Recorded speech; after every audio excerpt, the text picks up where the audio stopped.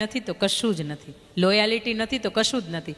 મારે નાનકડી તમને વાત કેવી છે, અહીંયા દીકરીઓ પણ બેઠી છે ને એટલા માટે એને ઉદ્દેશીને કે 1857ના સમયગાળાની અંદર અંગ્રેજો છે ને ભારતની અંદર હતા, ભારતના પ્રવાસે હતા.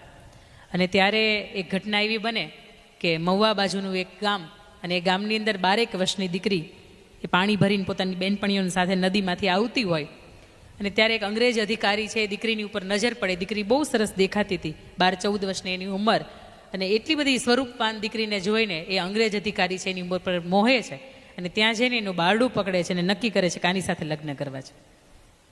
દીકરીના સગપણ નક્કી થઈ ગયા હતા. એ 12-14 વર્ષની દીકરી, 1857 વખતનો સમય, અને હાથ પકડ્યો ને એટલે પોતાના માથા ઉપર એણે 15 લીટરની ગોળી ભરેલી હતી, એને ભરીને આવતી હતી. ગોળીમાં ખબર પડે ને બેટા, ગોળી તમે સર્ચ કરો ને તો એ ગૂગલનો શબ્દ નથી, એના માટે તમારે બા પાસે જવું પડે કે ગોળી કોને કહેવાય એ શીખવા માટે.